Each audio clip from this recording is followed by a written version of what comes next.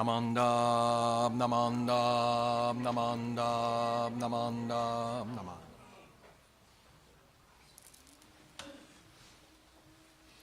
Nam. Good morning, everyone. Thank you for your patience. We had a little bit of technical difficulties, but we're back. We're up and running. Welcome to our Nirvana Day Dharma School and Dharma Family Service.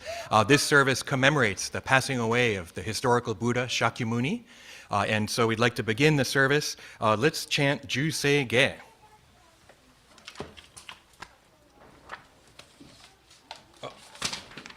Juseige is on page 23 in the small purple book and page 93 in the large purple book. And this is actually one of the sermons, part of one of the sermons that Shakyamuni Buddha gave about Amida Buddha.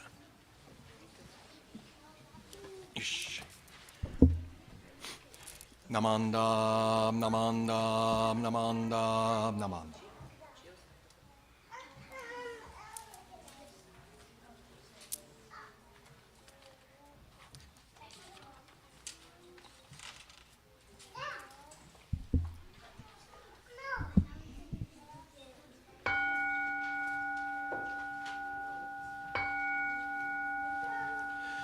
Gagon chosegan hishimu jodo shigan fumanzok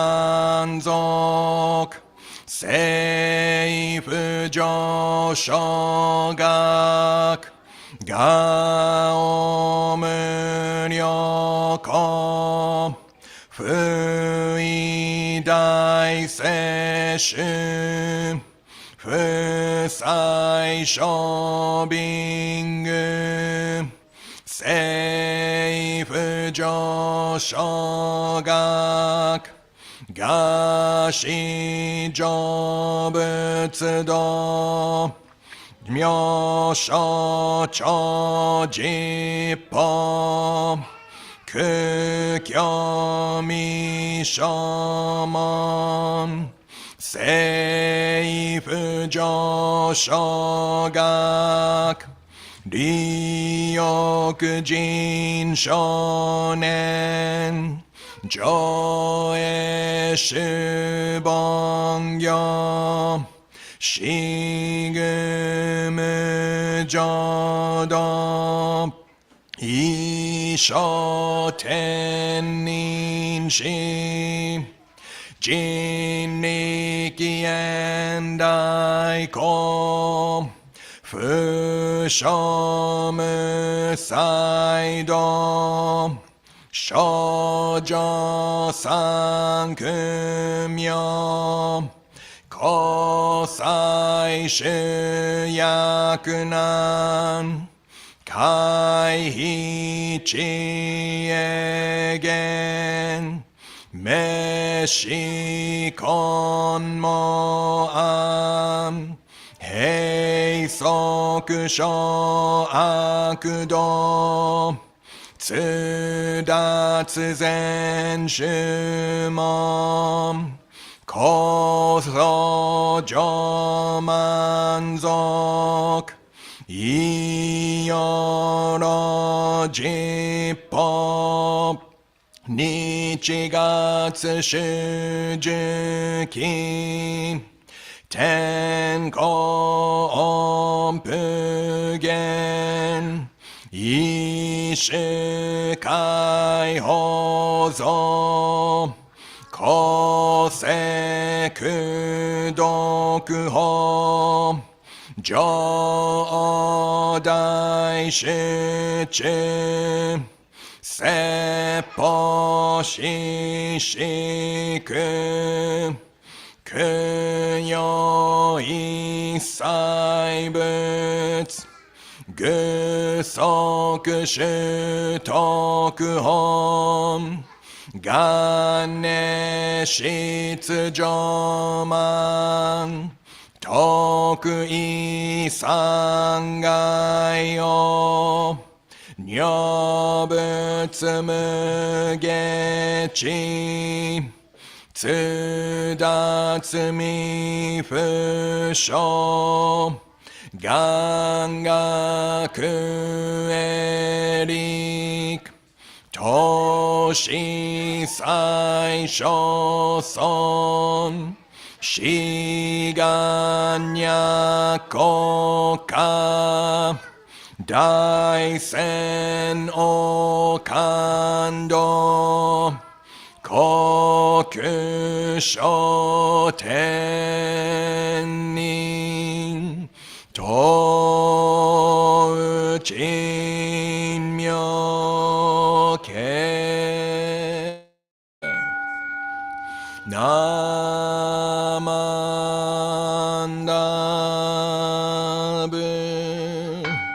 namandabu, namandabu,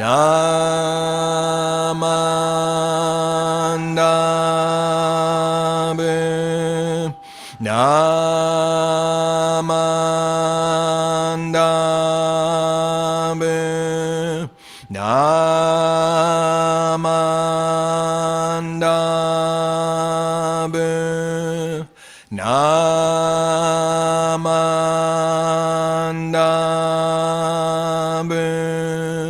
namandabu,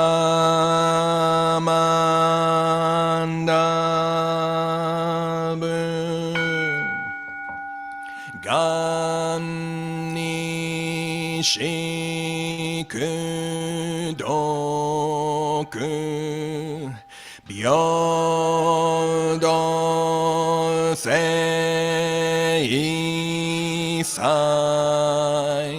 dohoten bodaishin, ojo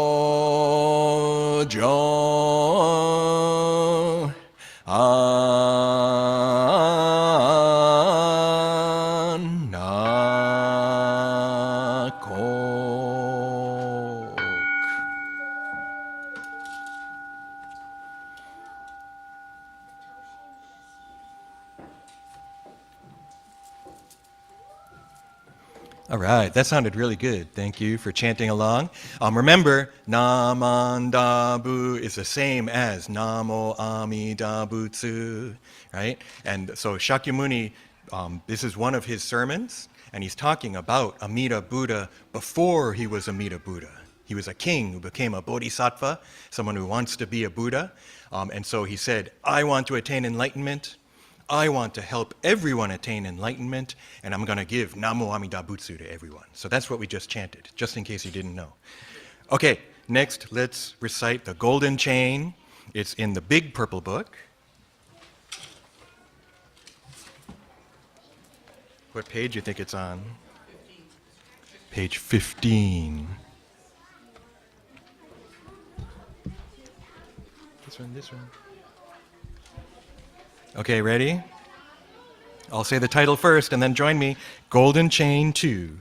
I am a link in the Buddha's golden chain of love that stretches around the world. I must keep my link bright and strong. I will try to be kind and gentle to every living thing and protect all who are weaker than myself. I will try to think pure and beautiful thoughts, to say pure and beautiful words, and to do pure and beautiful deeds, knowing that on what I do now depends not only my happiness or unhappiness, but also that of others. May every link in the Buddha's golden chain of love become bright and strong, and may we all attain perfect peace. Namo Amida Butsu. Namo Amida Butsu. Namo Amida Butsu. Namanda. Okay, so today we're celebrating Nirvana Day, or commemorating Nirvana Day. That's when Shakyamuni Buddha, the historical Buddha, he really lived 2,500 years ago in India when he passed away. It's when he died, okay? And so I made a little diorama. You know what that is? Do you have to do that in school still? A diorama, look. See, I'm going old school, no monitor today, right? I just have a real diorama here in front of me. And so the picture, you can see Shakyamuni Buddha lying on his side, right? Because he got sick and he knew he was going to pass away. And so everyone came who could. They came to be with their teacher one more time, right? And so that's what's down here. Okay, so we got the Buddha Loves You bunch in front. Oh, I got to put this up for the people at home. Hopefully that'll show for people at home. And so you see the Buddha Loves You bunch over here, Gassho bears over here, right? And they're acting out all those people, all those animals, all those bodhisattvas who came to see Shakyamuni Buddha one last time before he died. Now, maybe you can't really tell, but the Buddha Loves You bunch, they're acting, right? They're really sad, right? And so if you look at classic pictures, in Japan, China, they would do paintings of this. And Shakyamuni Buddha's lying on his side, and everyone else around, there's people, and you can see the people are crying and screaming because they're so sad. There's also animals. So one of the versions of the story about the Chinese zodiac says that it's the animals and kind of the order that they came to see Buddha before he passed away, and that's why we have the Chinese zodiac and the animals, right? So this is actually a really, really famous story. Right? So the Buddha Loves You bunch, right? What is it? Bird, dog, pup, cat, pussycat, and fish, right? They're sad because Buddha's dying. Right? The Gassho bears, though, they're like the bodhisattvas. So if you look at those pictures, those ancient paintings of this event, the humans and the animals are really sad, but the bodhisattvas are just calm because they understand. Right? They understand impermanence. They understand Buddha's teachings. They actually understand that Buddha's actually everywhere, all around us. Buddha pervades all of reality. Right? So even though Shakyamuni Buddha in his physical form was going to die, right? And so that's what the humans and the animals are sad about. The bodhisattvas have a different view. And they understand. They've awakened to impermanence and emptiness. Right? So Nirvana Day can have different ways to think about it, right? Maybe we'd be more like the animals, or maybe we'd be the Buddha Loves You bunch in this case, or maybe we'd be more like Gassho bears, right? And have a understanding, calm acceptance of impermanence. Okay? You're the snake, right? Anyone afraid of snakes in here? No? Okay, good. Last week there was, last time. But not today. So the snake too, right? You're the snake. So we might hear different explanations of what that means. I'm not so worried about astrology, but we can think about, for me, you're the snake means I'm going to move forwards. Snakes can only go forwards. They can't back up. Did you know that? Right? So a snake can only go forwards, right? So, or sideways. That's kind of cool. Yeah, they go rear, right? They have that cool way of like moving in the desert even, right? Who would think a snake in the desert? Yep, right? Snakes can be they can be in water, they can be on land, right? But yeah, water snake, water moccasin, those big, anyway, we won't go into detail. I've had my calendar in the office, so I can't show you pictures, right? But for me, you're the snake, I'm thinking, I want to move forwards. I don't want to get stuck in the past. I don't want to worry about stuff that's already happened. Of course, I have to be aware, but I want to move forwards. And for me, like I've been saying, that means moving towards Buddha, right? Moving forwards with wisdom, trying to see things as they truly are, and compassion and kindness, trying to be kind to others. Those are my motivating principles as a Buddhist, and I want to move forwards in my life, like the snake. Now, there might be other explanations of the snake too. Maybe you'll hear it in Dharma school, right? But so we can have those kind of different understandings. Okay. Quiz time. Are you ready? You didn't know there was a quiz, right? No grades, right? It's not even pass or fail. Okay. Let's see. So I'm going to come down to where you are. Let me get this up and running. Oh, cancel. Oh. I gotta let myself in. Okay. Whoa. Okay. And then let's turn it around. Grab the mic. Hey, I'm coming where you are. Okay, so here I am with you. Notice anything different? Yeah, I'm not up there. That's one thing that's different. I'm not usually out here, right? Anything else? Don't look at me. Look over there. Oh, yeah. Okay. Yeah. Okay. Okay. Yeah. Anything else? Yep. There's a book. Uh-huh. You took apart the part that would be behind Shakyamuni Buddha to get it cleaned and fixed. Yep. Yeah. Yeah. Wow. Everyone, you got it. Yeah. There's even not just behind people, behind things there. I think a lot of the gold is not there. Yeah. All right. Good eyes. So there's big changes. One more. Yeah. So I'm going to explain, and I'm going to try to show people here. You want to switch to my camera in the control room. Ooh. So one thing people noticed, well, there was the book, right? So the book it's there sometimes. It's this book here, this one here, right? But then also up above the black part up there used to be gold carvings up there, right? Like phoenix and maybe lion and all that kind of stuff. It's not there anymore. Japan. Well, right now it's on the ocean, but it's going to Japan. It's going to take a whole month to get to Japan. Yeah, I hope they get it back. We get it back. There was also a Sagari Fuji, the wisteria on the right and the Paulonia on the left. So that's a big difference. In here, in the Naijin itself, around Amida Buddha, right, that there used to be all kinds of gold stuff. Right, that's what people said. There was what's called a kuden, this kind of like a palace that he lived in. The table it used to be called a shumidan, with a Mount Sumeru, and it had railings on it and all kinds of stuff, right? So that was good. And then over here, Shinran Shonin too. There used to be the Zushi is the name of his palace, and also his shumidan is gone. So big changes. We're very lucky, fortunate to be able to get it repaired and restored. Okay, you can turn off my camera so people don't get motion sickness. Because I'm not good at holding it steady. But yeah, so big changes. And so we will get it back. It took 2 days to take everything down. One of the scariest parts was Amida Buddha's house, his palace. We couldn't get it off. And they were pulling on it, wiggling it. It was because it was nailed to the wall.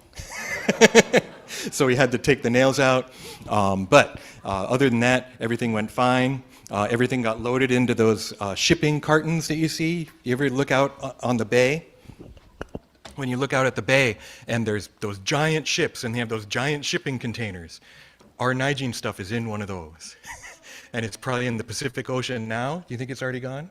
Oh, not yet. So it's still in the bay. It's still in Oakland, maybe, right? But it's going to head over to Japan, and they're going to fix it, repair, and restore, and about a year from now, because it's our 125th anniversary next year. Buddhist Church of Oakland next year will have been around for 125 years. It's amazing, right? And so when it comes back, it's going to be all shiny, and it's going to be all nice and restored. Huh? Yes, more than Disneyland. Yeah. So, Buddha Loves You Bunch is here. They haven't been here in a while, so I thought, let's sing Buddha Loves You. Okay. So Buddha Loves You is in the small purple book. You probably have it memorized if you've been here.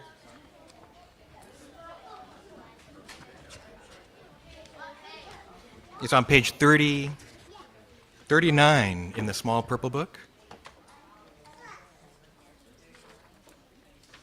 Okay. This paper out of here.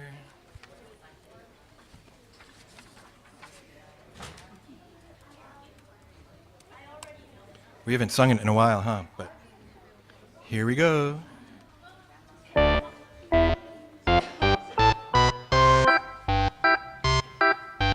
Fly, fly, little bird. Buddha loves you, little bird. Tweet, tweet, tweet, tweet, tweet, tweet, tweet. Run, run, little pup. Buddha loves you, little pup. Bow, wow, wow, wow, wow, wow.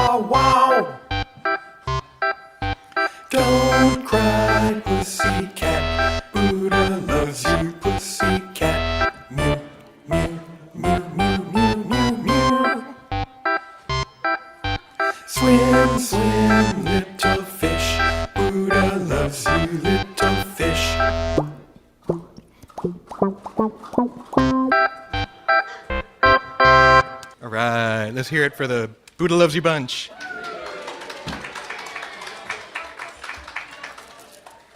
And then we're going to dismiss the Dharma School kids to class. Here's what you got to know. It's in the Issei Kaikan, where you normally go, but we don't have power. So it's bright enough that you can go, but it's going to be really cold, okay, because there's no heat. So if it's too cold for you, you don't have to go. But if you want to go to class, we can. We got to improvise because unfortunately they shut our heat off or shut off our power over in the Issei Kaikan. So let's conclude the service with Kansho. Before we leave, Namo Amida Butsu. Namo Amida Butsu. Namo Amida Butsu. Namanda. Namanda. And then adults can stay here for a little bit.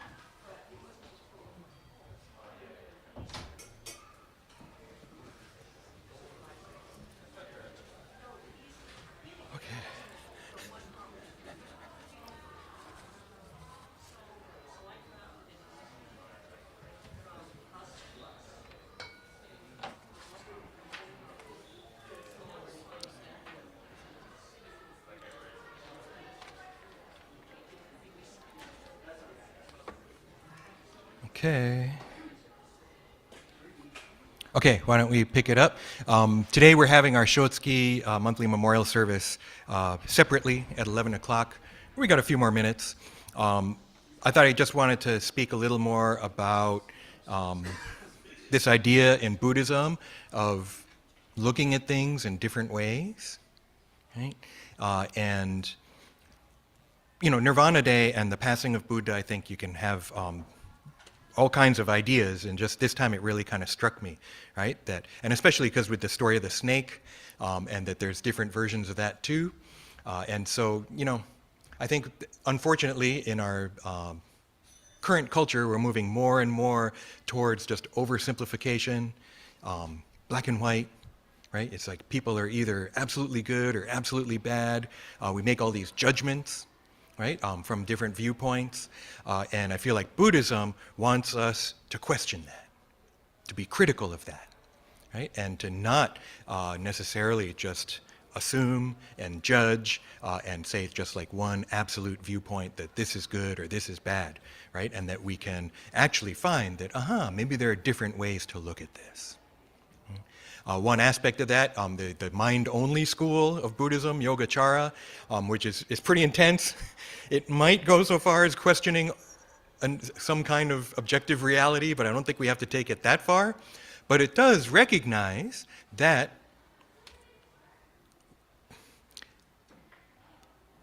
even science is starting to back this up, right, with quantum physics. It seems like here's an object, and the object is just the object. The subject, the perceiving subject, doesn't matter. It's what it is. It just is. We can measure it, right? It exists. Buddhism questions that and says, maybe the perceiver of the perceived has an influence on it. Maybe it's only what it is with the subject. Right? And so that's where quantum physics has aspects of it, where when you try to measure things, that act of measuring, that act of perceiving affects the measurements, right? That there's no absolute objective thing. We're part of this universe where everything is connected, right? And so another example is with the, we look at this and you'll say, hello, what is this? And you'll say, it's a pen, right? Hello. But if I scratch my head with it, it becomes a head scratcher, right? Is there an absolute penness to this? If it just sits there in the box, is it a pen? It's potentially a pen if I write with it, but if no one ever writes with it, it's just kind of a lump of plastic. And so it's not a world of, well, we can look at the world as a material world, just material objects. But in Buddhism, I think it's more, no, nothing exists in and of itself. Things only exist in relationship with other things. The one I give at memorials is that, who am I? And I think one of the American answers is, I'm me. And that's the most important thing. Buddhism is like, well, who am I? Depends on the context, depends on the situation. That right now I'm Reverend Harry. Right?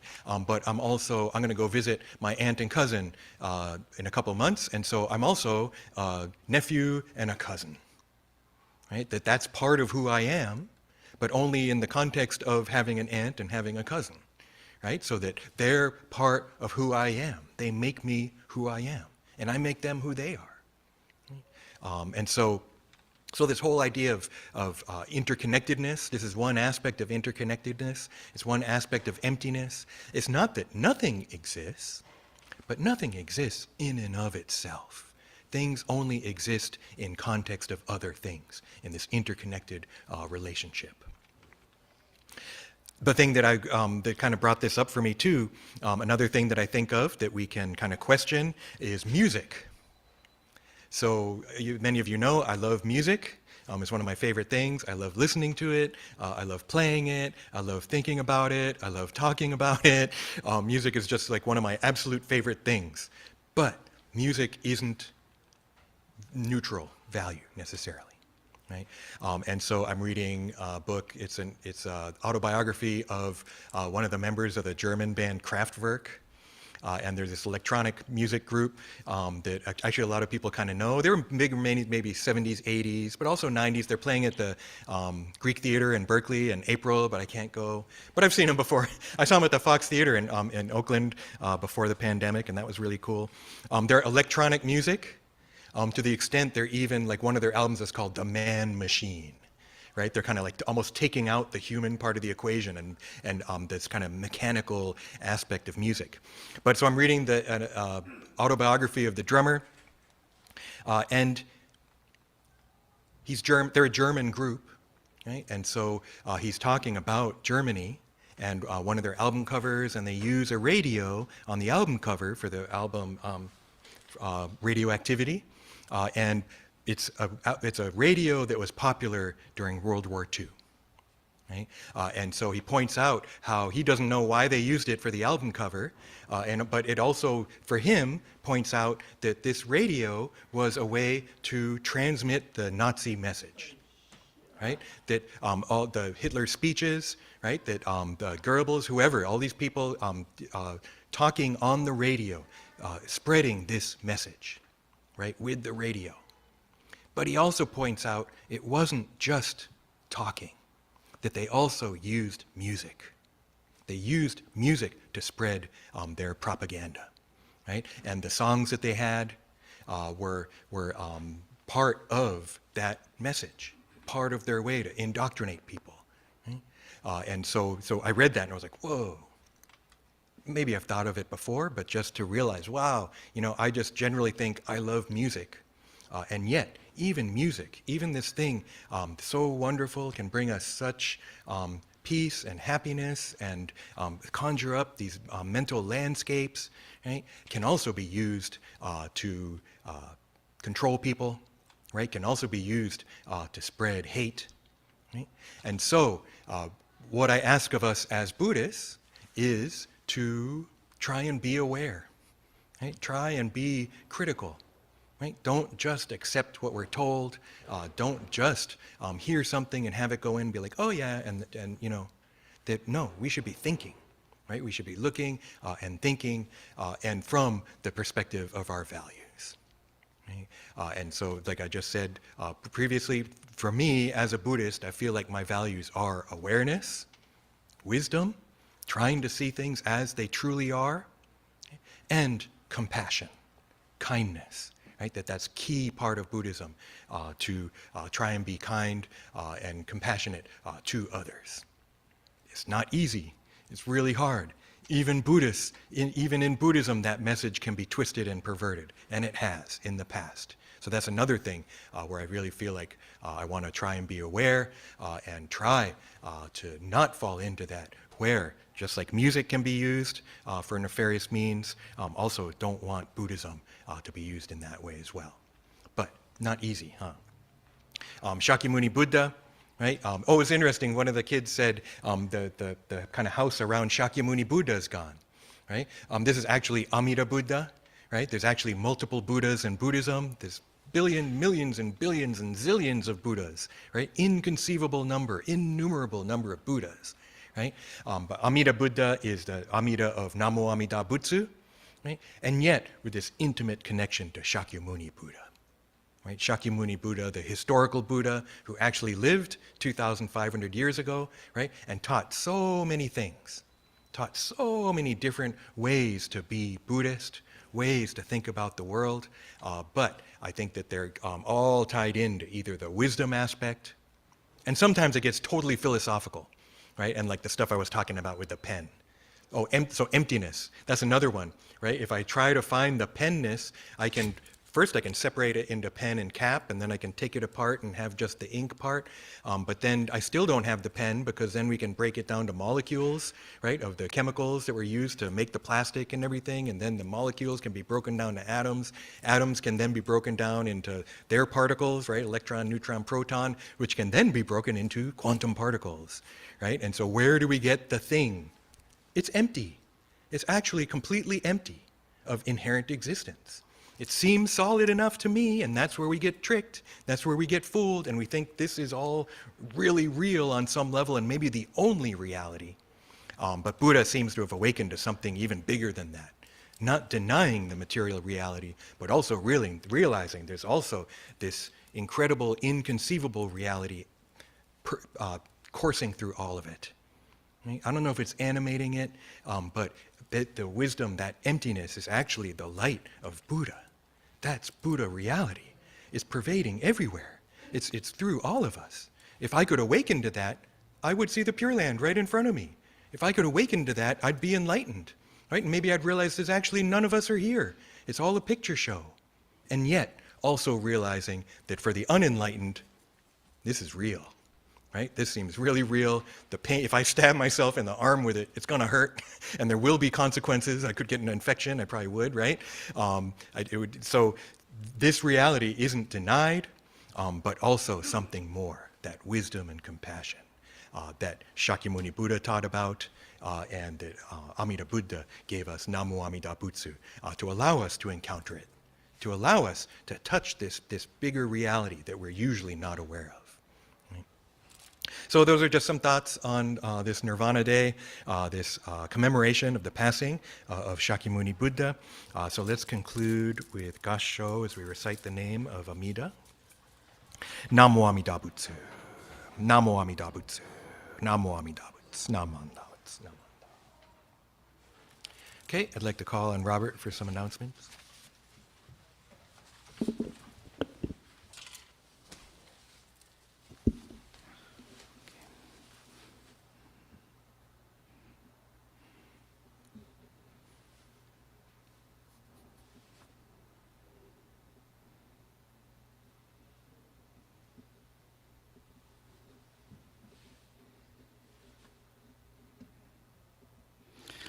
Okay, I'm sorry. Good morning, everyone. Good morning. Nice to see everyone here. We have an interesting schedule today where we had the Dharma school service, this adult service, and then we have a Shotsuki memorial service for the month of February coming up at 11 o'clock. But very briefly, I'd like to go over a couple of announcements. And without the monitor, you really can't see what I'm showing, but you can obviously see it later on YouTube. So please don't hesitate to take a look at it later. First, I know we have some guests and visitors here today. Would anyone or our host group people want to introduce visitors and guests today? Brian, hi. Go ahead. So this is Michaela. This is her first time visiting our church today. Okay, great. Thank you very much. Welcome. Okay, anyone else? Okay, hi. Oh, yes, very good. Very good. Welcome. Thank you very much for coming. Okay, very quickly, I want to thank Reverend Harry Gyokyo Bridge for Dharma Talks, and officiating today's service. Reverend Michael Endo for assisting in today's service. Our host number 1 group providing hospitality downstairs for those of us here at the temple, and our Zoom crew down in the control room, otherwise called the church office, running things for Zoom and YouTube. So thank you very much. Coming up, what's next? We'll have, like I said, our Shotsuki service for the month of February. You're all welcome to stay for that.